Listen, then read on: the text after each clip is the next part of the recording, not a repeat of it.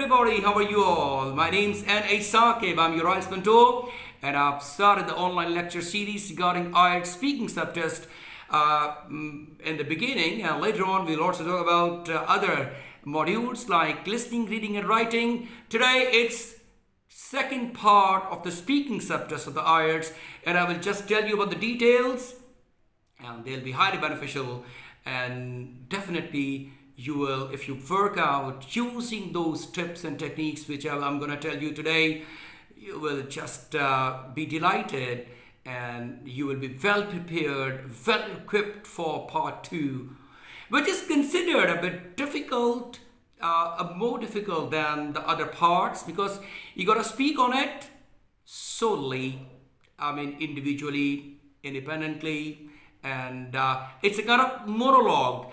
It's a long term.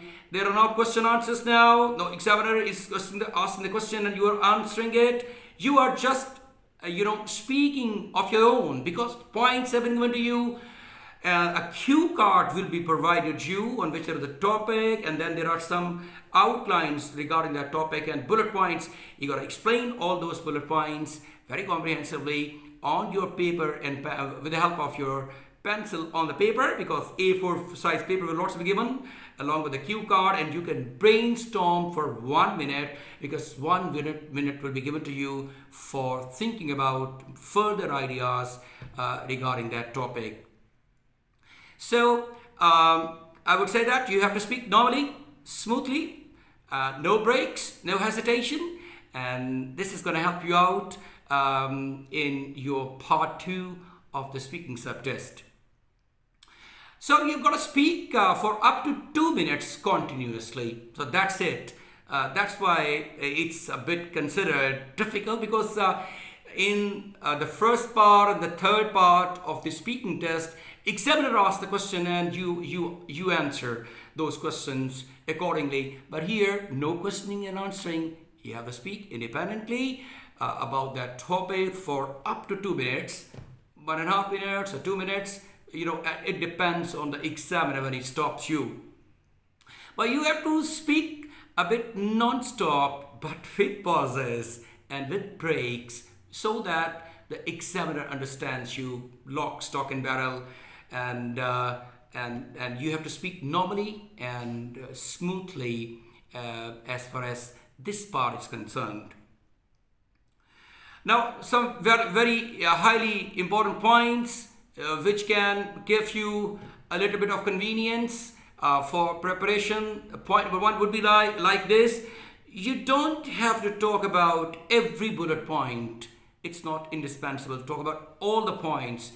It's up to you. There is no any examiner's criterion that the student or the test taker have to speak on all the bullet points. It bears no testimony. So don't panic. And there is no official marking criterion that the speaker or the student or the test taker has to speak on all the bullet points. So it depends on you. If you feel 1 or 2 points are difficult, just leave them and just try to talk about that topic a little bit more by just adding certain points from your own. I will just tell you some very important tips how you can talk about this topic very delicately, nicely, and according to the requirement of the examiner. It's my second point, and that's have a strategy. You must have a strategy means practice this strategy for being more confident in the real test. And I will just give you a piece of instruction. And that is on that piece of paper which you are provided with, which you have been provided with, actually, for the brainstorming period, 1 minute span would be there. 1 minute time, brainstorming would be given, and paper and pencil will be handed over you. So you can make some points like, for example, introduction and leave some space, and then past, give some space, and then description, give some space, and then opinion, give some space, and then future.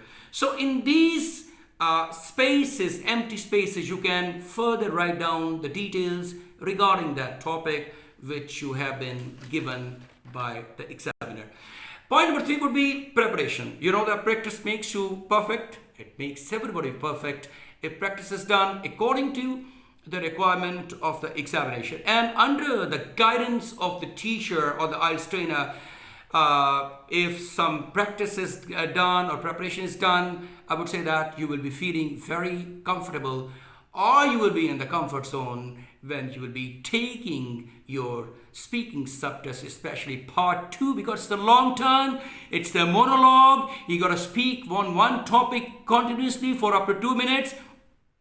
And I would say that not being non-stop, express trained, you have to just take care of a little pauses, a little breaks, which are natural one. Like the native speakers, you would find them taking some time, pauses and breaks quite naturally, but they will be speaking smoothly and, and very effectively. So, for preparation, recording is important. You know that recording can make you a wonderful speaker. In recording, you will see that what's the limit for which you have spoken. I'm afraid. For example, it's 1.5 minutes or 2 minutes you have spoken continuously. What's your stamina? You will also be able to analyze yourself. Moreover, after the recording is over, you've done it, you will be able to just see what are your areas in which you have done a bit of mistakes. For example, in fluency, grammar, vocabulary, pronunciation, intonation, what are the areas in which you are lacking, and you have to make up yourself in connection with those mistakes which you have committed. And you must also learn a bit of functional grammar, which is spoken English grammar. For that purpose, you have to take the assistance of the teacher. You have to do a lot of practice in his presence so that he tells you where you are faulty and where you need to improve yourself. So that's what I would just recommend you. Recording would make it very good for you. And no memorization, no cramming should also kept in mind. I mean, cramming, memorization will make it a very nasty impression. Examiner, once he understands that you have crammed something, you memorized something, then he has the authority to give you a 0 band score. So no memorization, no cramming of any words, sentences, phrases which are not fitting in, suitably. So you must keep this point as well in mind. And next point would be the personal experiences are the best. For example, when you're speaking, if there is any topic and you can quote your personal experience over there, so it will be a wonderful job, because it's easy to relate things with your personality, with your personal experiences. So you must do this job. I would just recommend you very strongly. And then you can have exaggeration, you can understate the facts, or you can have the flights of your imagination. Anyone lying is, all right, okay, no problem, because you have to speak according to the task which is given to you, and it's the examiner who decides whether you're spoken right or wrong. For example, it's none of his job, it's not your knowledge test, it's your speaking test or your language test. So if you're speaking, he's not going to cross-examine what are the information you have given, they're right or wrong. So your English spoken is being tested here. So if you are just giving exaggerating certain facts, you're making the flights of imagination, you are having understatement, overstatement, or you are just lying, it's all okay unless and until you are meeting the requirement of speaking right English, keeping in line with grammar, vocabulary, fluency, and pronunciation. And the next point would be expand your answer. For example, don't feel stuck at one place. And I would say that there are lots of ideas which you want to talk about. Just take one idea and make it complete, finish it, give the sub ideas regarding that main idea, complete it, finish that idea first, instead of just giving lots of ideas and leaving them unfinished. It's not going to serve your purpose. An examiner is not going to feel happy regarding your this activity if ideas are left incomplete or in the middle. And you can also have the questions like who, what, when, where, why, like in your mind. They can also support you in developing your ideas further. So these keywords, question words, can give you a lot of convenience in making further sentences and extending your answer of the topic which has been given to you.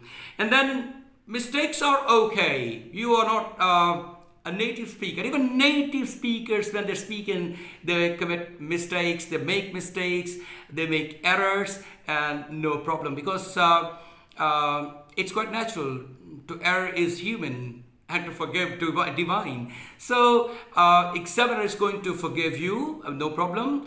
Even the high band scorers, for example 8 band score or 9 band scorers, they also make small mistakes, but no problem. You mustn't feel worried about those problems, and you mustn't feel stuck. Don't stop.